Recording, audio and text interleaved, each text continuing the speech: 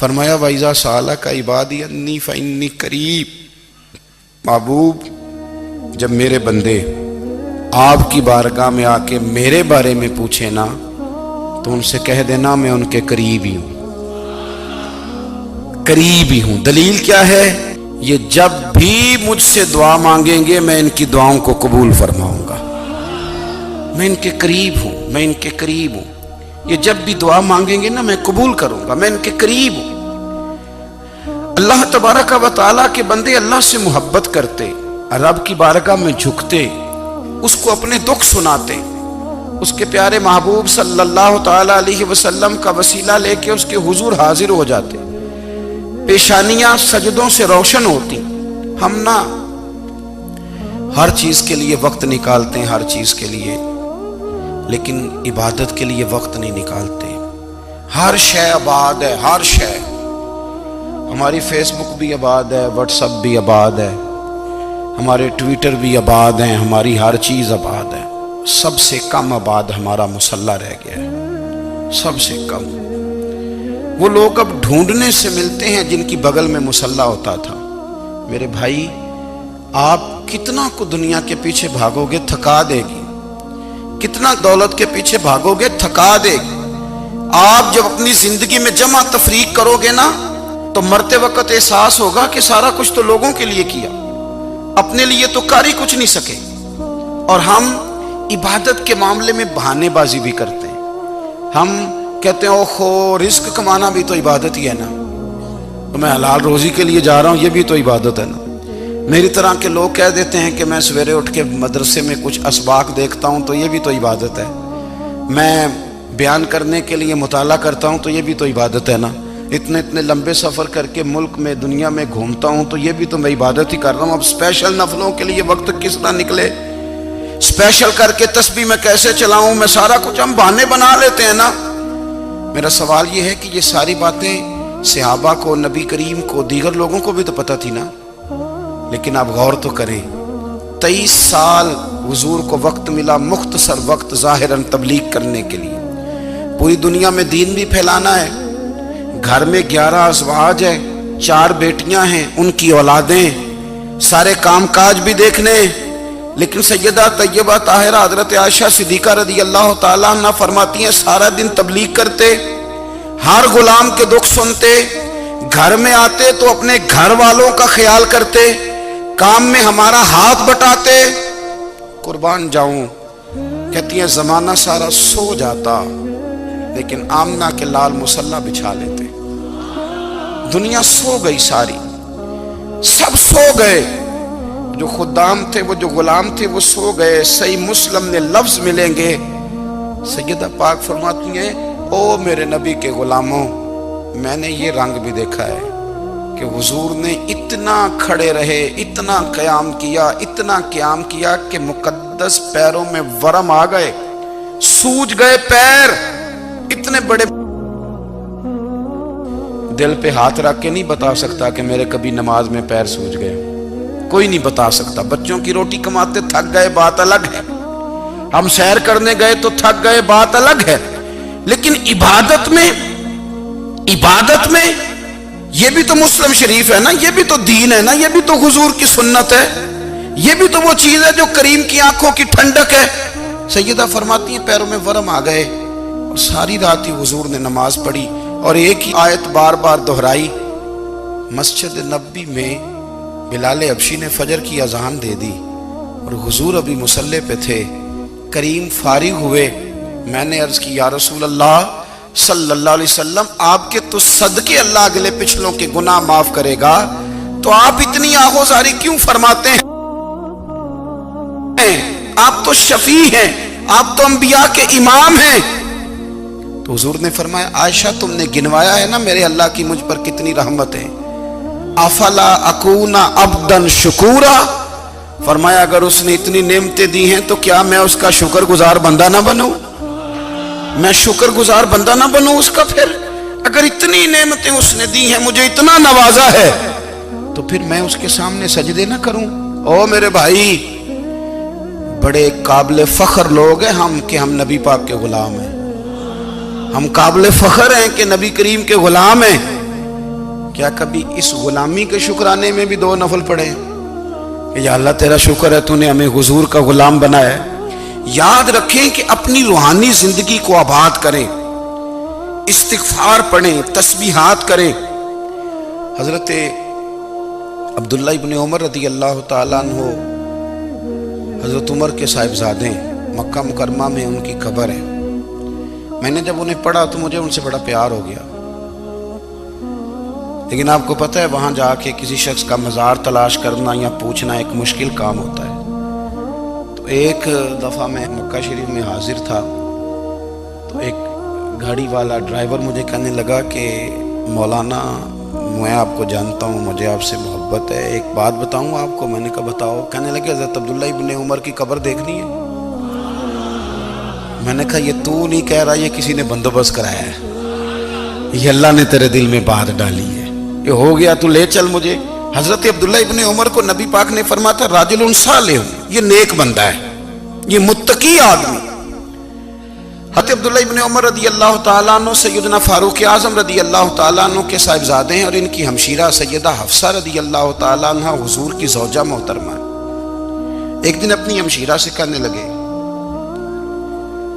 کہ نبی کریم صلی اللہ تعالیٰ علیہ وسلم گھر میں آئے نا، اور اگر حضور غم امت میں پریشان نہ ہوں، طبیعت کو حشاش بشاش دیکھو تو ذرا پوچھنا تو صحیح حضور کا میرے بارے میں کیا خیال ہے، پوچھنا تو صحیح کہ کریم کی بارگاہ میں میرا کیا مقام ہے، میرے بارے میں حضور کیا فرماتے ہیں۔ اب بہن کو کام بتائے اور بتائے بھی بھائی، اور پھر بہن وہ کام نہ کرے، یہ تاریخ میں ہوتا نہیں۔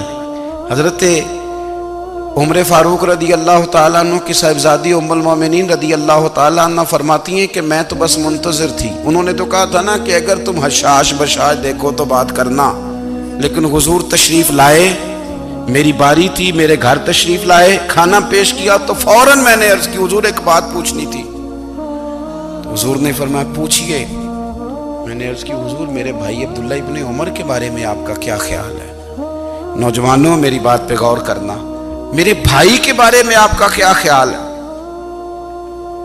تو نبی کریم صلی اللہ تعالیٰ علیہ وآلہ وسلم نے میری طرف دیکھا اور پھر حضور زیر لب تھوڑا مسکرائے، اور بریلی کے امام کہتے ہیں کہ حضور مسکرا دیتے تھے نا تو جو بڑا دکھی ہوتا تھا وہ بھی ہنس پڑتا تھا۔ اب سوال پیدا ہوتا تھا کہ پھر تو اس مسکراہٹ کے لیے انتظار کرنا پڑتا ہوگا کئی مہینے کہ حضور مسکرائیں تو رونے والے ہنسیں، تو اعلیٰ حضرت فرماتے نہیں، انتظار نہیں کرنا پڑتا، یہ مسکراتے رہنا تو حضور کی عادت ہے۔ جس کی تسکین سے روتے ہوئے ہنس پڑے اس تبسم کی عادت پہ لاکھوں سلام۔ یعنی یہ تو عادت ہے حضور کی مسکراتے رہنا، اس کے لیے انتظار نہیں کرنا پڑتا۔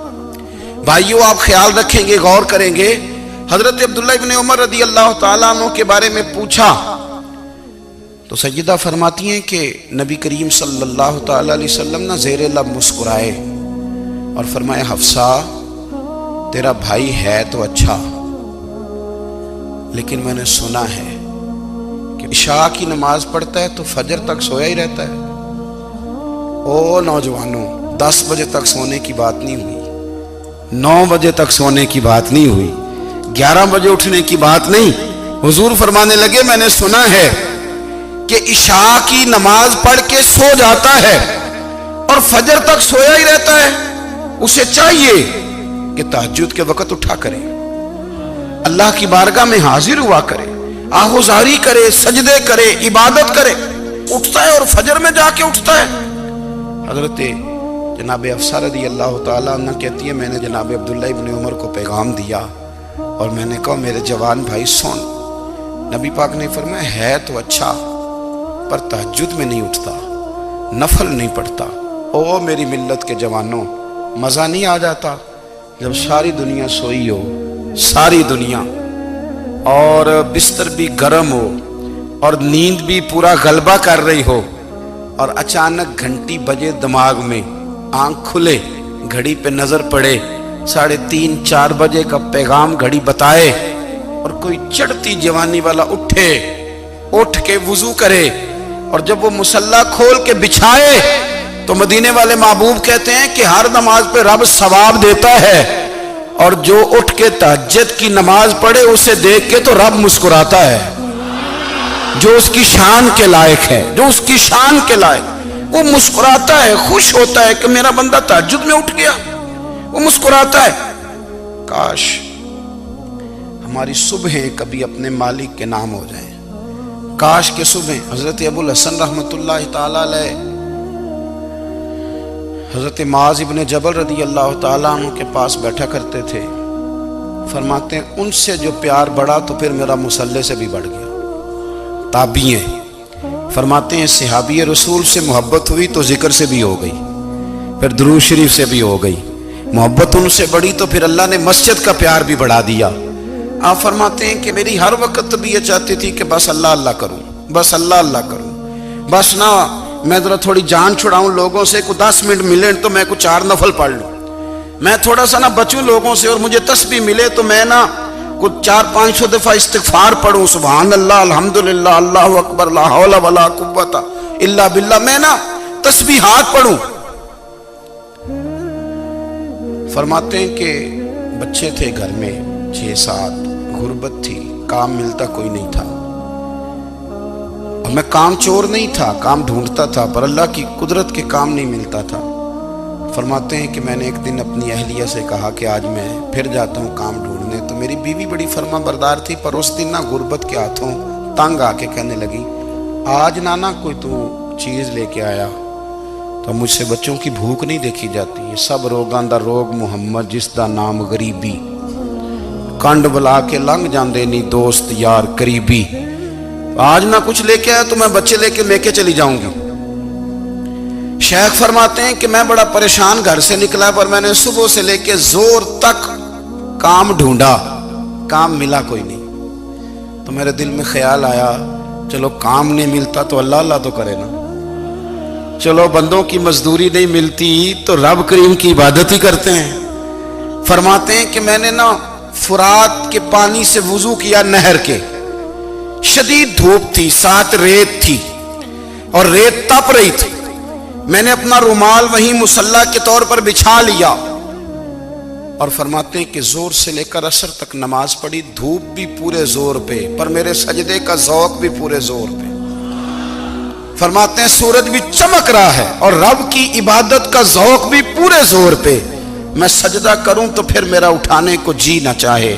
میرے استاد لکھا کرتے تھے، یہ ان کا شعر ہے، وہ کہا کرتے تھے مجھے سوز دے، مجھے ساز دے، اور مجھے نیم شب کا نیاز دے، دم سجدہ خود کو میں توڑ دوں، مجھے ایسا ذوق نماز دے، اور میں تیری بہار کا پھول ہوں، میں کھلا بھی ہوں تو تیرے لیے، مجھے میری شاخ سے توڑ لے، مجھے اپنی زلف کا ناز دے۔ بھائی فرماتے ہیں کہ عصر تک میں نے نفل پڑھے، دل ڈھلنے لگا، عصر کی نماز پڑھی اور میں وہاں سے چلا۔ اب میں جب نکلنے لگا تو دل میں خیال آیا کہ چھوٹی چھوٹی دیواریں ہیں گھر کی، بغیر کچھ لیے جاؤں گا تو بیوی دور سے دیکھے گی تو شور کرے گی کہ پھر خالی ہاتھ آ گیا ہے۔ کہتے میں نے اپنے اسی رومال میں جس پہ میں نے نماز پڑھی تھی نا، رومال میں کیا آخی پنجابی جو صافہ کہتے ہیں، اسی میں نا میں نے کچھ ریت بھر لی کہ وہ دور سے دیکھے گی تو سمجھے گی کچھ لے کے آیا ہے، چلو جا کے اسے بتا دوں گا کہ آج پھر مزدوری نہیں ملی۔ کہتے ہیں وہ ریت لے کر جب میں گھر میں گیا تو پہلے بیوی دروازے پہ کھڑی ہوتی تھی، پوچھتی تھی خالی ہاتھ آ گئے ہو؟ آج میں نے دیکھا تو ہے ہی کوئی نہیں۔ فرماتے ہیں میں اندر داخل ہوا، سلام لیے، کونے میں میں نے وہ رومال رکھ دیا اور میں نے آواز دی کہ بھلی مانس کہاں ہو؟ تو وہ کہنے لگی آپ منہ ہاتھ دھو لیں، میں روٹی لے کے آئی۔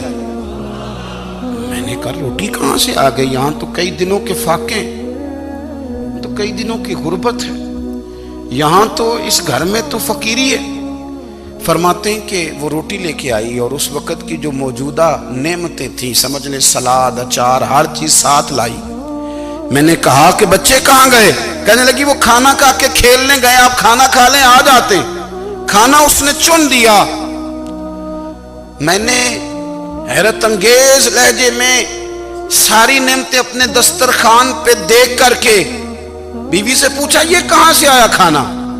بچوں کو تو نے کہاں سے کھانا کھلایا؟ یہ سارا کچھ کیسا ہے؟ کہنے لگی پتہ نہیں آج آپ کس کریم کی مزدوری کرنے چلے گئے تھے۔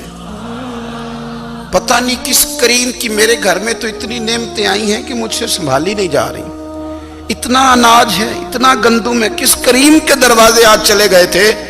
یہ کہتے کہتے وہ اٹھی اور اٹھ کر کے کہنے لگی پہلے ہی بڑا کچھ آیا تھا، اب کیا لے آئے ہو؟ اور جا کر کے نا اس نے وہ ریت والا رومال کھولا، کہنے لگے میں تو لے کے آیا تھا ریت، تو میرے رب نے اسے بھی سونے اور ہیرے بنا دیا تھا۔ جب آپ کی توجہ اللہ کی جانب، میرے نبی پاک صلی اللہ تعالی علیہ وسلم نے فرمایا ہر چیز اپنے رب سے مانگ، ہر چیز مانگ، ہر چیز مانگ۔ یا رسول اللہ کیا کچھ؟ میرے محبوب نے فرمایا تیرے گھر میں نمک بھی ختم ہو جائے تو وہ بھی اپنے رب سے مانگا کر، تو مانگنا وہ تجھے دے گا، تو اس کی بارگاہ میں کشکول طلب دراز تو کرنا۔ اور ترمذی شریف میں عجیب لفظ ہے، رسول کائنات نے فرمایا، رب کریم فرماتا ہے جب میرا بندہ ہاتھ اٹھاتا ہے نا تو مجھے حیا آتی ہے کہ میں خالی کیسے لوٹا دوں اس کے۔ اتنے بڑے بادشاہ کی بارگاہ میں دعا کی بڑی طاقت ہے۔ میرے نبی پاک نے فرمایا دعا مومن کا ہتھیار ہے، دعا مومن کا، دعا مومن کا۔ حضور نے فرمایا تقدیر کو سوائے دعا کے کوئی چیز نہیں بدل سکتی، دعا مومن کا ہتھیار ہے، یہ کافر کے پاس کوئی نہیں، یہ ہتھیار ہے مومن کا۔ اللہ کرے آپ کو سمجھ آئے، پھر سنیں، کئی بار کہہ چکا ہوں یہ ہتھیار ہے۔ کافر کے مقابلے میں جو تیرے پاس سب سے بڑا ہتھیار ہے وہ دعا ہے۔ دعائیں کرانی چھوڑ دی، کرنی چھوڑ دی، لینی چھوڑ دی۔ حضرت سیدنا انس بن مالک رضی اللہ تعالیٰ عنہ فرمایا کرتے تھے میں نے وہ رنگ دیکھا ہے جب حضور دعا مانگتے تھے اور حضور کی مقدس آنکھوں میں آنسو بھی ساتھ ہی بہا کرتے تھے، میں نے وہ انداز دیکھا ہے۔ بھائی اپنا مصلی کا، عبادت کا، وظائف کا، اللہ اللہ کا سلسلہ اس کو مضبوط کرے، اپنی دعاؤں کے تعلق کو مضبوط کرے۔ دعائیں بڑے انقلاب برپا کر دیتی ہیں۔ ہم تھوڑے تھوڑے نا جب سے خشک ہوئے ہیں نا، خشک، اور میری تو جماعت ہی صوفیاء کی جماعت تھی، ہم تو داتا علی اجمیری کی جماعت سے، ہم تو خواجہ اجمیری کی جماعت سے، ہم تو شیخ احمد فاروق سرہندی کی جماعت سے، ہم تو صوفیاء کی جماعت۔ ہماری جماعت نے بھی وہ تعلق جو ہمارے بزرگوں نے بنایا تھا۔ بزرگ اللہ کے قریب کیسے جاتا ہے؟ تو ہمارے یہاں نا بہت سارے لوگ کہتے ہیں جی نظر ہو گئی تو کام ہو گیا۔ بھائی جو بخاری مسلم میں طریقہ ہے نا اللہ کا قرب پانے کا وہ تو نفل ہے۔ نبی کریم علیہ السلام نے فرمایا بندہ نفلوں کے ذریعے رب کے قریب جاتا ہے، اور اتنا قریب جاتا ہے کہ پھر اللہ اس کی زبان بن جاتا ہے، اللہ اس کی آنکھیں بن جاتا ہے، کان بن جاتا ہے، ہاتھ اور پیر بن جاتا ہے۔ تو یہ تو عبادت ہے، یہ تو اللہ کی بارگاہ کی حاضری ہے جو آپ کو اللہ کے قریب کرے گی۔